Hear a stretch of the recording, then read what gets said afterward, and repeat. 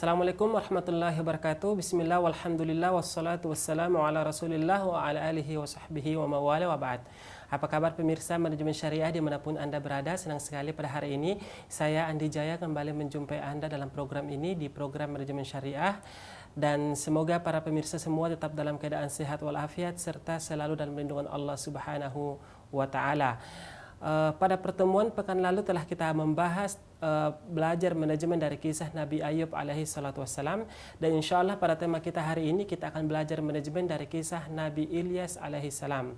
Dan alhamdulillah telah hadir di studio kita pada hari ini narasumber kita Bapak Dr. Henry Tanjung. Assalamualaikum Bapak. Waalaikumsalam warahmatullahi wabarakatuh. Sehat Pak? Alhamdulillah. Alhamdulillah. Insya Allah hari ini kita akan membahas Nabi Ilyas ya, iya, belajar manajemen dari kisah Nabi Ilyas alaihi salatu wassalam. Ya. Mungkin bisa disebutkan kira-kira di Nabi Ilyas ini disebutkan dalam Al-Quran surah berapa, ayat berapa? Ya, baik.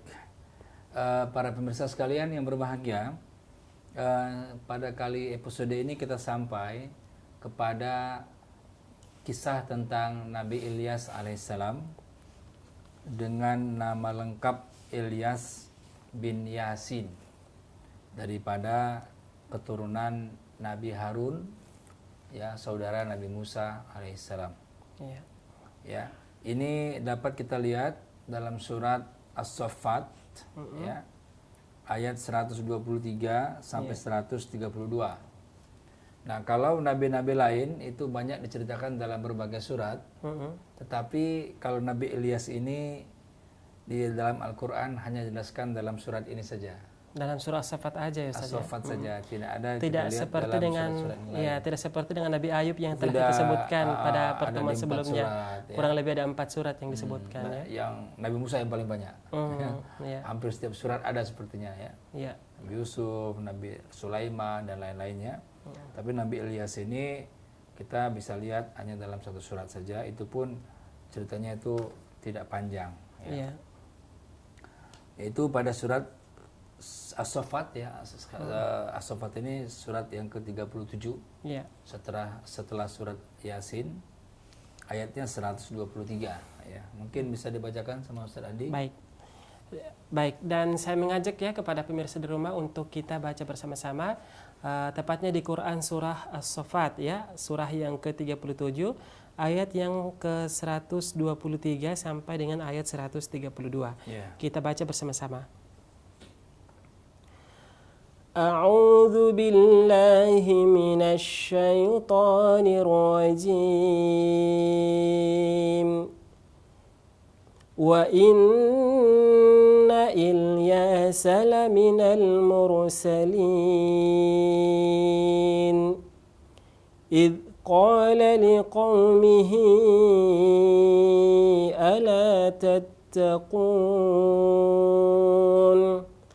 atad'una ba'lan wa tadharuna ahsanal khaliqin. Allah rabbakum wa rabb abaikumul awwalin. Fakadzabuhu fa innahum lamuhdharun illa ibadallahil mukhlasin wa tarakna alayhi fil akhirin. Salamun ala Ilyasin inna kadzalika najzil muhsinin innahu min ibadinal mu'minin. Artinya? Kita bacakan terjemahannya ya. Ya. Dan sungguh Ilyas benar-benar termasuk salah seorang rasul. Ingatlah ketika dia berkata kepada kaumnya, mengapa kamu tidak bertakwa? Patutlah kamu menyembah ba'i dan kamu tinggalkan Allah sebaik-baik pencipta, yaitu Allah Tuhanmu dan Tuhan nenek moyangmu yang terdahulu. Tetapi mereka mendustakannya, maka sungguh mereka akan diseret ke neraka. Kecuali hamba-hamba Allah yang disucikan dari dosa, dan kami abadikan untuk Ilyas pujian di kalangan orang-orang yang datang kemudian. Selamat sejahtera bagi Ilyas. Demikianlah kami memberi balasan kepada orang-orang yang berbuat baik. Sungguh dia termasuk hamba-hamba kami yang beriman. Ya. Para pemirsa sekalian yang berbahagia, ini kisah Nabi Ilyas ini bisa kita dapati dalam rentetan daripada ayat tadi. Itu dijelaskan bahwasanya Nabi Ilyas ini itu nabi yang aktif berdakwah di tengah-tengah kaumnya. Ya. Jadi kita lihat misalkan wa inna Ilyas laminal mursalin. Jadi disebutkan namanya Ilyas itu merupakan sebagian daripada rasul-rasul yang diutus oleh Allah Subhanahu wa taala. Ya. Kemudian ini dari kaum mana ini? Ini adalah dari kaum Bani Israel. Kaum Bani Israel. Ya, kaum Bani Israel. Jadi dan memang ini seperti tadi yang saya jelaskan di awal, nama lengkapnya adalah Ilyas bin Yasin. Ya, merupakan keturunan daripada Nabi Harun, ya, saudaranya Nabi Musa alaihissalam. Nah, sama dengan nabi-nabi sebelumnya, ya, ajakannya kepada kepada tauhid. Idz qala liqaumihi, ketika dia berkata kepada kaumnya, ala tattaqun, ya. Dalam tafsirnya dijelaskan alla takhafunallah, ya. Kenapa engkau tidak takut kepada Allah? Kenapa engkau tidak bertakwa kepada Allah? Kenapa engkau menyembah yang lain, gitu ya? Tidak menyembah kepada Allah, ya. Nah, itu selalu ajakannya seperti itu. Kemudian siapa yang mereka sembah? Atada'una ba'lan. Nah, mereka menyembah yang namanya ba'lan. Ba'al, ya, Ba'al ini nama daripada berhala di zaman itu, ya. Diberi namanya Ba'lan, itu namanya dari salah satu berhala. Ya, wa tazaruna ahsanal khaliqin, dan engkau meninggalkan, ya, ahsanal khaliqin, pencipta yang terbaik, sebaik-baik pencipta, ya. Sebaik-baik pencipta itu adalah Allah Subhanahu wa taala, ya. Dalam tafsirnya juga dijelaskan wa tatrukuna ibadat rabbikum ahsanal khaliqin, ya.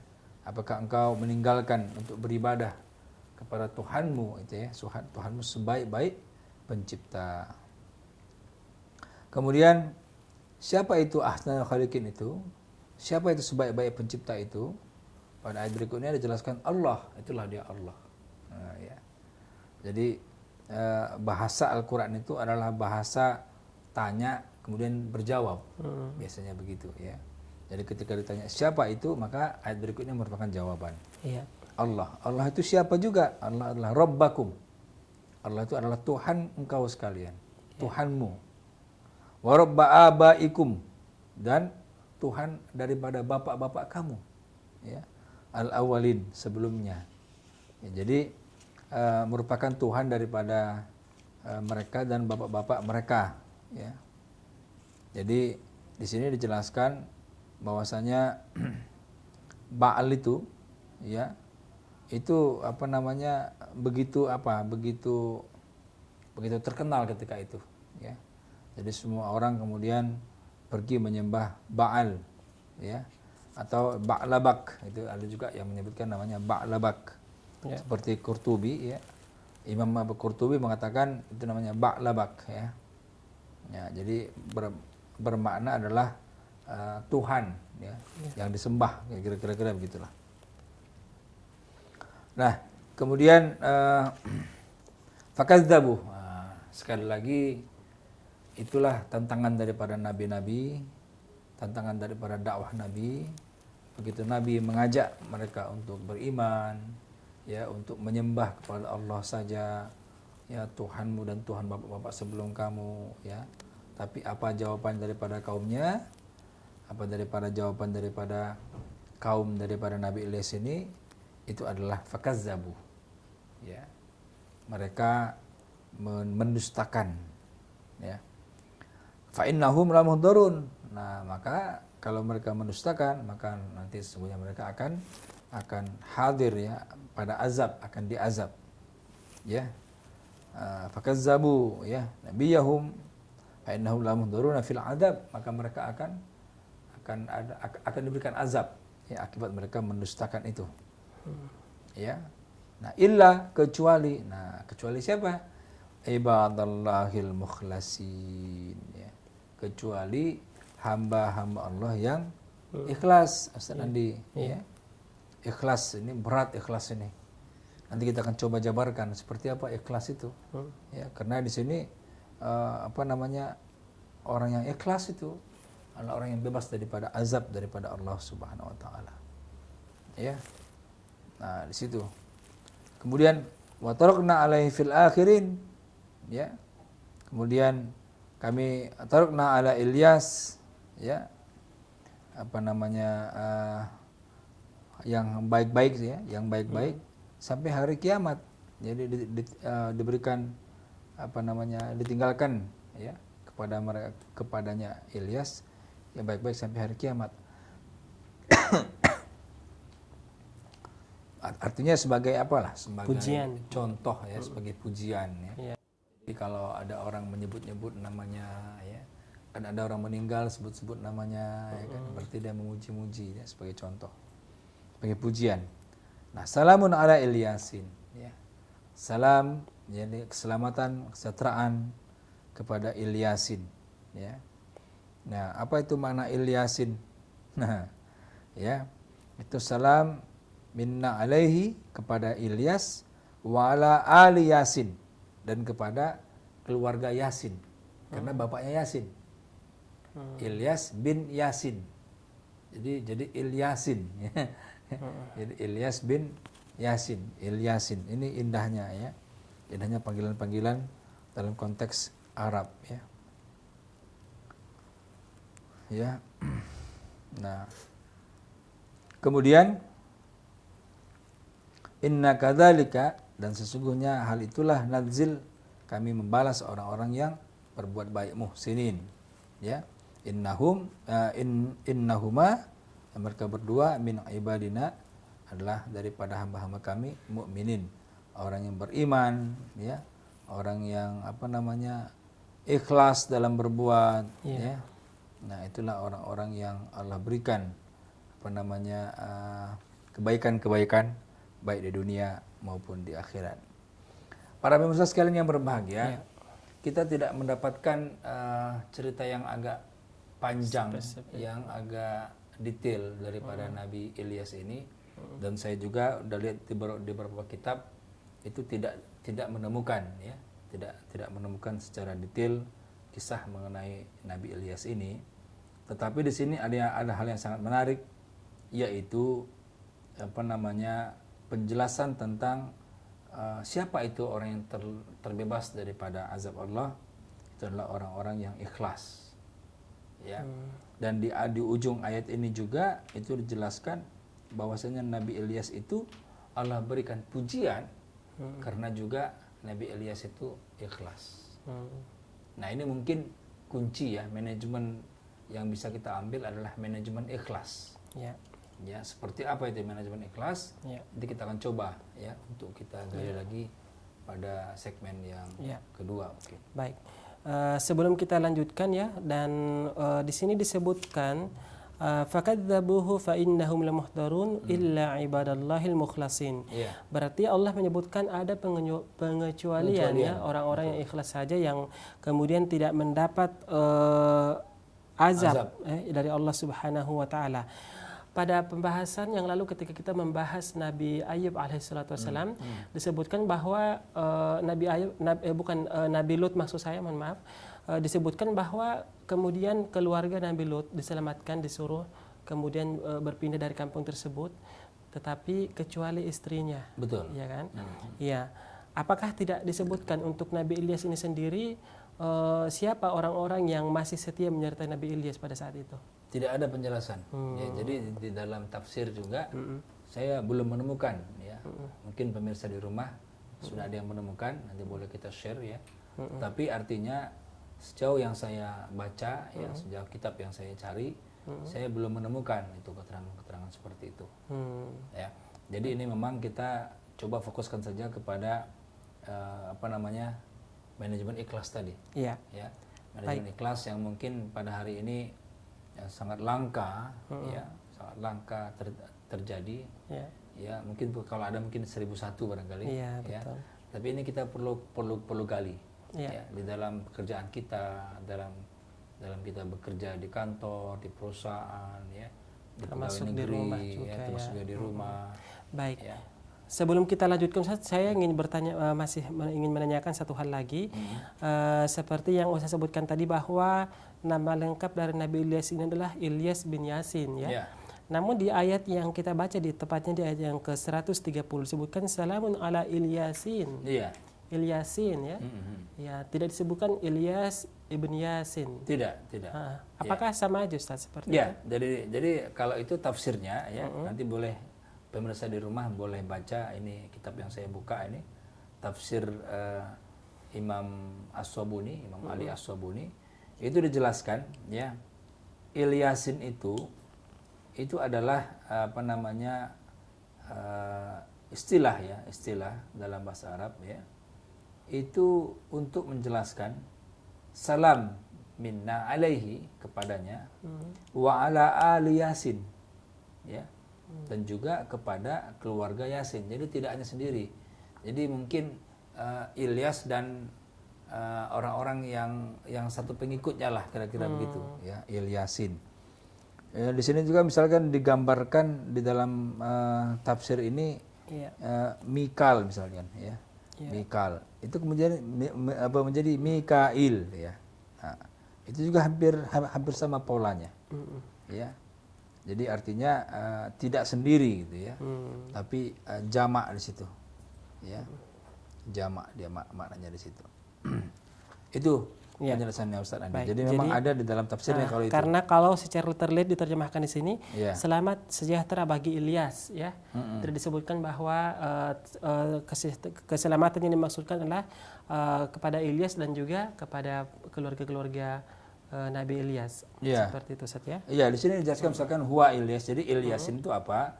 Huwa Ilyas wa man amana ma'ahu jama'u ma'ahu.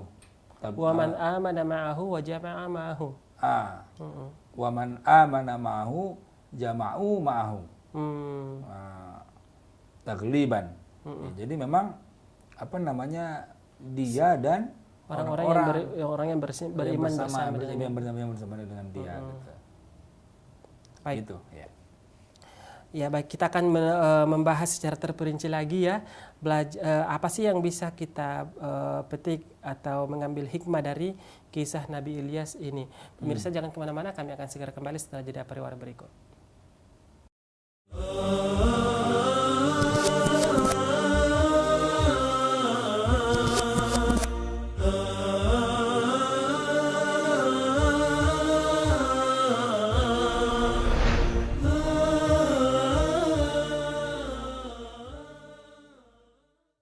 Ya, pemirsa, kembali lagi di program Manajemen Syariah, masih bersama saya Andi Jaya dan narasumber kita Bapak Dr. Henry Tanjung, masih dengan tema belajar manajemen dari kisah Nabi Ilyas alaihi salatu wassalam. Untuk penelpon pertama, Assalamualaikum. Waalaikumsalam. Maaf Ibu, nama dan dari mana Ibu? Mau nanya, kami ini guru ngaji Al-Quran. Terdakwa ini mau libur, mana katanya? Mana gaji kita? Atau saran akan dilakukan? Ya, maaf Ibu, suaranya masih agak kurang jelas. Mungkin pertanyaannya boleh diulang Ibu? Oh iya. Ini Pak. Kami ini guru ngaji Al-Quran. Iya. Nah, jadi anak-anak itu suka libur berkata. Jadinya kami ini dari pemerintah, Pak. Atau siapa yang akan anak libur lagi? Iya.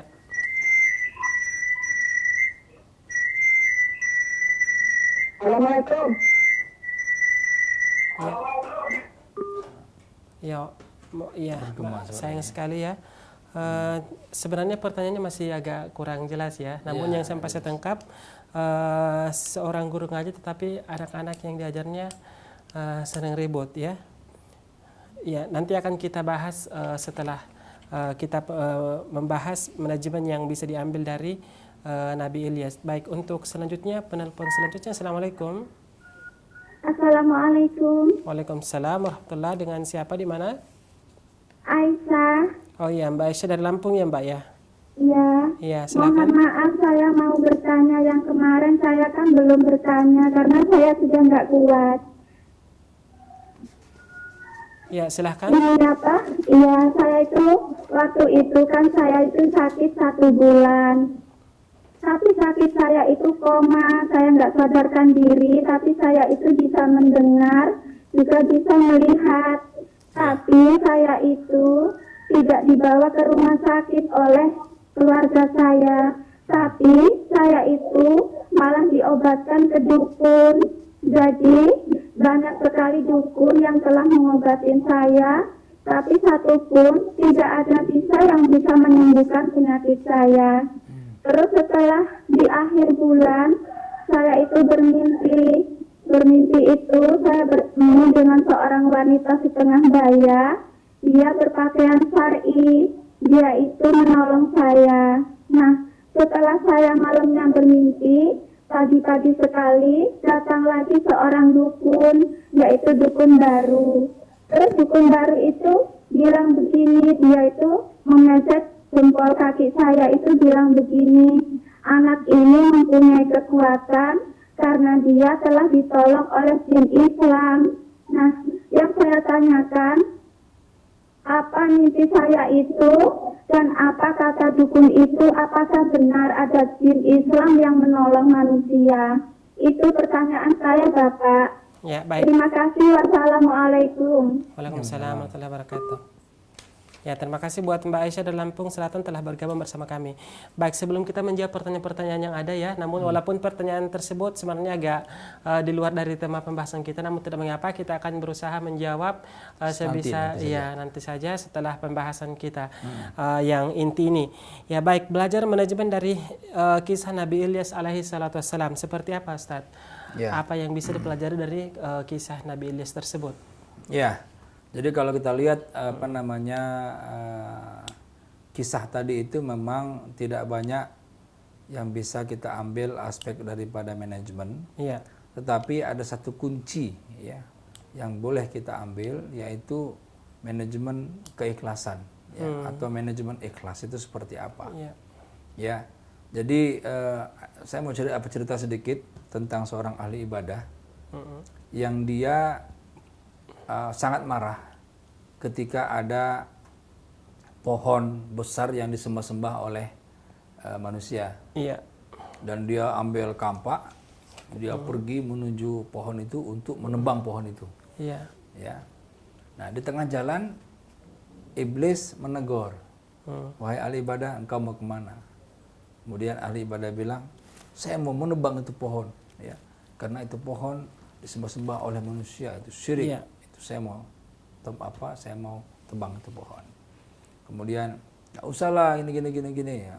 Akhirnya ya berantem, kemudian dia bergumul ya dengan jin itu, dengan iblis itu, dan iblis kalah. Iblis itu kalah, kemudian bergumul lagi, kalah lagi. Ya. Nah, kemudian akhirnya jin bilang, oke lah kalau gitu aku mengaku kalah. Tapi tolong jangan tebang pohon itu. Gini aja, kamu pulang kembali ke rumah. Saya tahu kamu ini orang miskin, ya, perlu uang dan sebagainya.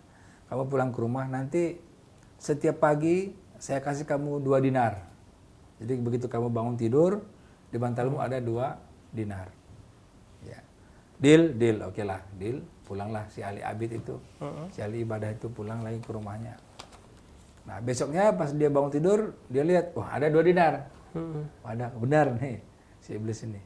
Malam kedua bangun, ada lagi 2 dinar lagi. Nah, malam yang ketiga bangun, udah nggak ada. Marah lagi dia. Ya, marah lagi dia. Oh kalau gitu saya mau hancurkan ini pohon itu. Pergi lagi dia, di tengah jalan ketemu lagi sama si iblis. Tanya lagi, kau mau kemana? Dia bilang mau nebang pohon itu. Kemudian terjadi perkelahian ya.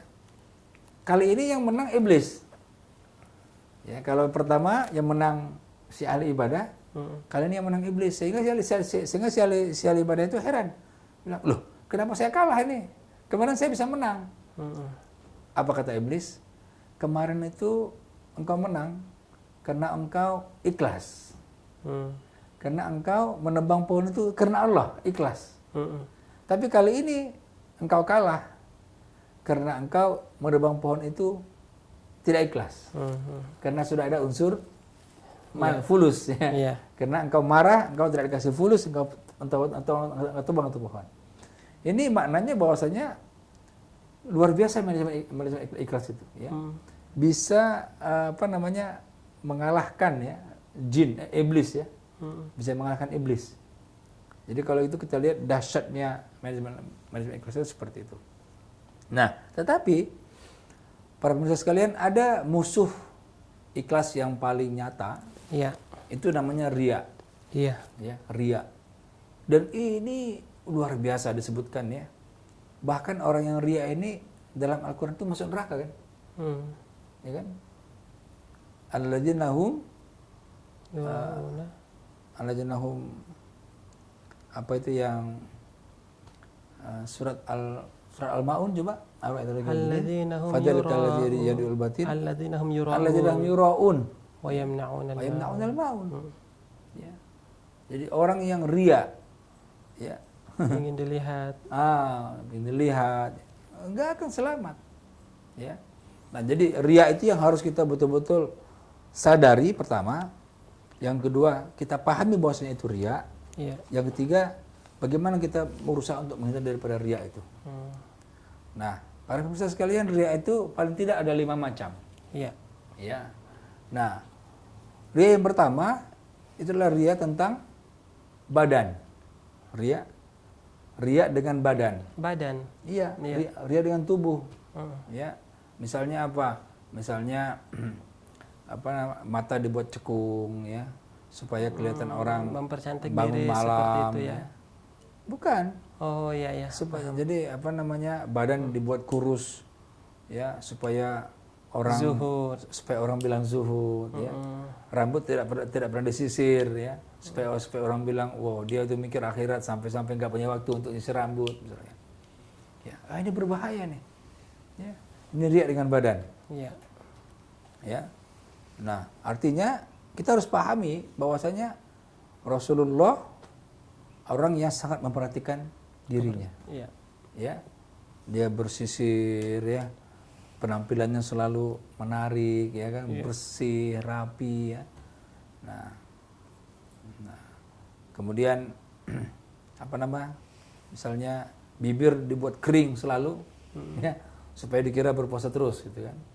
Nah, padahal Islam bilang kalau engkau berpuasa bibirmu kering basahilah biar ada kesegaran muncul ya.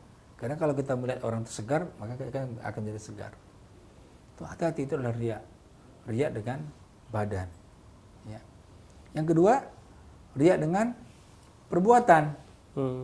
Nah, ya. Riya dengan tingkah laku, riya dengan pakaian.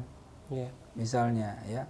Misalnya kita kemana-mana pakai jubah ya, tapi tidak karena Allah ya, atau kemana-mana pakai sorban ya, tapi tidak karena Allah, karena manusia. Apalagi kalau jarang sholat ya. Kalau jarang sholat ya. Ini artinya apa? Ini tingkah laku yang menurut kita jadi aneh ya. Atau kemana-mana bawa tasbih, tapi tidak karena Allah. Ada orang memang kemana-mana bawa tasbih, tapi dia karena Allah. Ya, tapi ini tidak. dia bawa tasbih kemana-mana tapi tidak kenal Allah. Supaya orang bilang, oh dia itu orang yang berzikir. Ya. Ini bahaya riya. Tidak ikhlas, pasti tidak ikhlas. Ya. Karena niatnya sudah berubah. Ya. Yang ketiga ada riya dengan perkataan. Ya. Nah, ya. Perkataan. Jadi kalau dia berbicara itu selalu menggunakan istilah-istilah asing yang orang tidak paham misalnya, ya. Supaya dia itu orang pintar. Nah, gitu kan. Nah, ini merupakan salah satu riya nih, aspek riya ini. Ya. Kemudian kalau dia mendebat dan itu kadang menyusup tanpa kita sadari. Tanpa disadari. Justru itu makanya PR kita pertama adalah menyadari itu adalah riya. Ya. Itu dulu. Ya. Menyadari bahwasanya itu adalah riya. Ya. Kenapa kita harus mencari istilah-istilah yang itu kemudian supaya dipandang orang, kita orang pinter? Kenapa tidak katakan dengan bahasa yang sederhana? Ya. Kan berdakwah adalah pakai yang penting tersampaikan ya. Nah, ya. Pakai apa? Pakai perkataan yang bisa dimengerti. Ya kan? Oleh orang yang mendengarkan. Iya. Ya, oleh mad'u kita gitu kan. Nah, kemudian tidak dengan menggunakan bahasa-bahasa yang seolah-olah membuat kita tuh pintar sendiri gitu ya. Nah, dalam pandangan orang gitu kan. Itu niatnya begitu. Tapi kalau nggak ada niatnya untuk itu tidak ada masalah ya. Tapi kalau sudah ada terbersit niat supaya saya dipandang orang pintar ya. Atau orang yang mengerti tentang ilmu itu, kemudian menggunakan bahasa-bahasa itu ya, tidak karena Allah, itu termasuk dalam riya perkataan. Ya. Jadi ini kita harus hati-hati sekali nih. Ya, jenis-jenis riya itu. Ya. Ada lagi riya dengan persahabatan. Nah, persahabatan. Iya. Nah, ini lebih lagi nih, lebih bahaya lagi nih. Misalnya begini, dan lebih halus lagi barangkali. Misalnya begini, saya lebih senang dengan Ustaz Andi kan, atau saya itu mengunjungi seorang ulama besar, supaya orang bilang, oh saya dekat dengan ulama itu.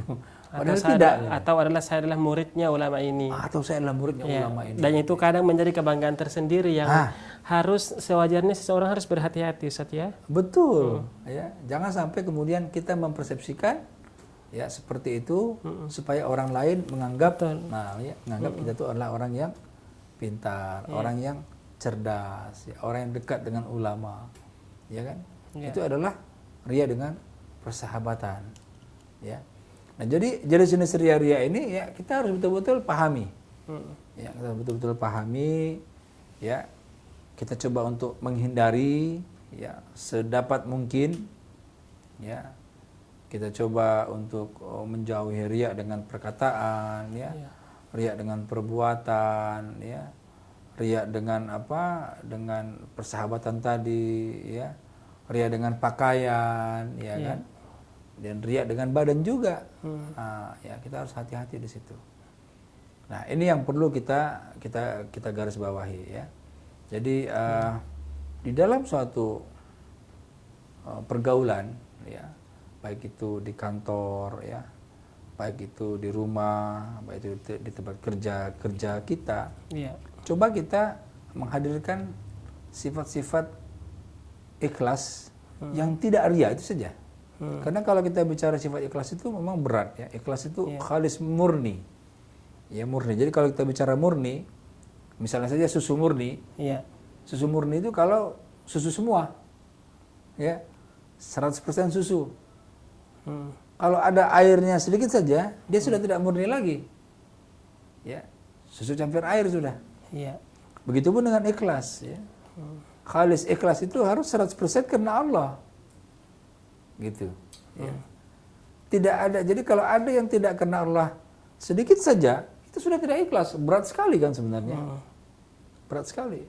Padahal kita Allah perintahkan wa ma umiru illa liya'budullaha mukhlishina lahuddin ya. Dan kamu tidak diperintahkan oleh Allah ya untuk menyembah kepada Allah, untuk beribadah kepada Allah kecuali dengan ikhlas semata-mata karena Allah. Ini ikhlas semata-mata karena Allah. Jadi coba para pemirsa sekalian, ini coba kita pahami ya. Coba riya-riya tadi kita coba untuk apa ya? Untuk menyadari pertama dulu ya. Kemudian untuk kita coba hindari. Karena antara riya dengan ikhlas itu tidak bisa dipertemukan. Riya itu sudah bercampur-campur dia. Ya, bercampur-campur. Ya, tapi kalau ikhlas itu murni karena Allah saja. kita berdakwah, ya, kita mengajar, kita bekerja, ya, bekerja kalau untuk kemudian rezekinya halal, untuk nafkah anak istri, itu karena Allah, maka pahalanya akan luar biasa. Kita bekerja di kantor, ya, tapi kita niatkan karena Allah, ya, supaya ekonomi bisa berjalan, ya. Kalau kita kerja di pabrik, kita niat karena Allah, supaya barang-barang bisa terus diproduksi, supaya orang bisa menikmati barang-barang itu dan orang tertolong karena dia menikmati barang-barang itu kan suatu pahala. Jadi bagaimana coba kita niatkan karena Allah dalam kita bekerja, ya, insya Allah ini adalah manajemen yang luar biasa, ya. Jantungnya amal itu ada pada sifat ikhlas tadi, ya. Nah, cuman ciri-ciri ikhlas itu bisa kita lihat juga dalam indikator-indikator. Misalnya orang yang ikhlas itu dia akan terus-menerus melakukan itu. Istiqomah Rutin, dia. Rutin ya. Dia, misalkan orang yang ikhlas dalam sholat, Iya. ya, mau hujan, mau panas, ya, mau petir, mau apa, dia tetap terus ke masjid. Mau terang, mau cerah itu masjid. Jadi suasana itu tidak mempengaruhi, ya, amal dia kepada Allah Subhanahu Wa Taala. Karena apa? Karena dia niatkan karena Allah saja. Iya. Apapun faktor-faktor luar itu tidak dia perhitungkan. Jadi kriterianya bisa kita lihat daripada keistiqomahan. Iya. Jadi orang yang misalkan kalau di stasiun TV misalkan, ya, Iya. istiqomah dalam berdakwah itu sudah merupakan kategori ikhlas. Ya. Jadi ketika diiming-iming segala macam untuk berubah haluan menjadi tidak dakwah misalnya, ya, menjadi TV komersil misalnya, Iya. ya, atau menjadi TV hiburan misalnya, Iya. maka itu menjadi tidak dakwah dia, ya, makanya dia menjadi tidak ikhlas dari situ, ya. Nah, artinya kategori-kategori istiqomah itu menjadi penting sekali. Makanya Allah berfirman dalam surat Fussilat itu, ya, innal ladzina qalu rabbunallahu tsumma istaqamu, ya, tatanazzalu alaihimul malaikah, ya, sesungguhnya orang-orang yang mengatakan Tuhan kami adalah Allah, Iya. ya, tsumma istaqamu, kemudian dia istiqomah. Nah, istiqomah adalah kriteria ikhlas. Artinya ketika saya bilang ya Allah adalah Tuhanku dengan ikhlas, maka akan terus melakukan amal-amal dengan istiqomah. Iya. Ya. Nah, tsumma istaqamu tatanazzalu alaihimul malaikah. Maka nanti ketika kita akan meninggal dunia, turunlah malaikat untuk apa? Untuk mengatakan kepada kita, alla takhafu wa la tahzanu. Ya, janganlah engkau takut, janganlah engkau bersedih hati. Iya. Wa absyiru bil jannah, Allah telah memberikan kabar gembira dengan surga, Ya. allati kuntum tu'adun, yang sudah Allah siapkan untuk itu, untuk orang-orang yang istiqomah itu. Jadi para pemirsa sekalian, ikhlas, ya, merupakan indikator daripada istiqomah, ya. Orang yang melakukan sesuatu itu tidak dengan istiqomah, itu juga merupakan cerminan dia tidak ikhlas. Tidak ikhlas. Ya. Itu yang pertama. Yang kedua, sungguh-sungguh. Nah, orang yang ikhlas adalah orang yang bekerja dengan sungguh-sungguh. Kenapa? Dia mau persembahkan untuk Allah. Bagaimana mungkin dia tidak sungguh-sungguh? Iya. Ya. Dia katakan saya bekerja ikhlas. Itu artinya dia persembahkan kerjanya untuk Allah. Ya, jangankan untuk Allah, kita bekerja untuk, katakan untuk presiden saja, kita bekerja yang terbaik. Iya. Atau kita bekerja untuk perusahaan, untuk direktur, kita bekerja yang terbaik. Apalagi ini kita bekerja untuk Allah. Pastilah yang paling baik yang akan kita berikan. Ya. Jadi salah kalau orang bilang, saya mah kerja ikhlas, tapi sembrono kerjanya, ya, sembarangan kerjanya, ya, nggak ikut aturan misalnya, salah itu, ya, karena kita persembahkan sesuatu itu untuk Allah, ya, amal kita untuk Allah, ya, maka kita harus berikan yang terbaik, the best, ya, do your best, itulah ikhlas itu sebenarnya, ya. Jadi para pemirsa sekalian, kalau kita sudah merasakan, ya, konteks ikhlas itu dalam kita bekerja, insya Allah kita akan mengerahkan semua kemampuan kita, do our best, ya, untuk apa? Untuk Allah, ya. Jadi salah kalau ikhlas ya yang seadanya aja lah, ikhlas ini ya, gitu ya. Itu adalah konotasi yang salah, ya, yang harus kita rubah, ya. Bekerja ikhlas itu adalah bekerja dengan istiqomah, ya. Yang kedua bekerja dengan sungguh-sungguh. Ya. Itu mungkin saat ini. Baik. Kita akan menyapa pemirsa kita yang telah bergabung bersama kita kembali. Assalamualaikum. Salam. Assalamualaikum. Ya, Iya. silakan. Dengan siapa di mana?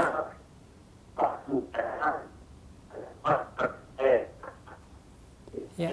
Mohon maaf Bapak, suaranya agak kurang jelas Pak. Mungkin bisa handphonenya agak dijauhkan dari televisinya ya. Iya, boleh diulang pertanyaannya? Iya. Akhirnya Pak Ustadz, Ya, silakan. dulu masih muda saya bertambah berkeley, saya jadi itu tenaga dalam yang ada. Anak itu tidak tahu itu dan tahunya sekarang itu perbuatan muslim. Saya tanyakan apakah ibadah sholatnya amal sholat yang dilakukan selama ini diterima oleh Allah apa enggak? Saya jadi kok Pak jadi gitu kan Allah. Kenapa itu? Ya, ya. Pertanyaannya dipahami ya Pak ya? Iya, iya. Baik. Jadi Ya baik, terima kasih ya telah bergabung bersama kami. Silakan Pak. ya, jadi kalau misalkan dulu ya, dulu amalnya itu apa namanya tidak bagus ya, kemudian itu harus diganti dengan amal yang lebih bagus ya. Jadi kalau karena kita tidak tahu itu Allah maafkan ya. Tapi jangan kemudian tidak tahu ya tidak tahu terus. Itulah makanya kita disuruh belajar. Wa'at bi sayyi'atal hasanah. Betul. Wa'at bi sayyi'atal hasanah. Dan ikutilah yang perbuatan yang jelek dengan perbuatan yang baik ya. Iya. Nah, tamhuha, maka dia akan hapuskannya nanti ya. Jadi saran saya kepada Bapak ya, teruskan untuk ke depan ini, teruskan pekerjaan amal-amal yang baik tadi ya. Kalau yang tadi sudah diketahui ada unsur-unsur musyriknya ya tinggalkan. Iya. Ya, tinggalkan saja. Kenapa? Karena ya ini sangat berbahaya ya. Sangat berbahaya. Baik. Terkait dengan pertanyaan dari penelpon kita Mbak Aisyah dari Lampung Selatan tentang ya baik, sebelumnya kita akan menyapa pemirsa yang telah bergabung bersama kita. Assalamualaikum. Halo. Iya, assalamualaikum. Assalamualaikum Pak Ustadz. Iya, waalaikumsalam warahmatullahi wabarakatuh. Dengan siapa di mana? Saya Fajar dari Kalimantan Pak Ustadz. Ya, silakan. Fajar dari Kalimantan. Silakan Pak dengan pertanyaannya. Saya mau nanya kepada Pak Ustadz. Sebagian golongan kan begini Pak Ustadz, banyak yang pikirnya keras. Nah, kalau saya pribadi atau dengan umum juga pelan, lemah lembut. Ya. Jadi solusinya bagaimana pelan sama yang keras? Mohon solusi dari Pak Ustadz yang terbaik itu bagaimana cara dikir yang baik itu, apakah yang teriak-teriak, apa yang adab sopan sambil menghadap kiblat. Iya. Zikir ya. Karena bagiannya banyak yang teriak-teriak Pak Ustadz, jadi ya seperti mengganggu masyarakat gitu. Jadi tolong solusinya dari Pak Ustadz. Baik. Terima kasih Pak Fajar dari Kalimantan telah.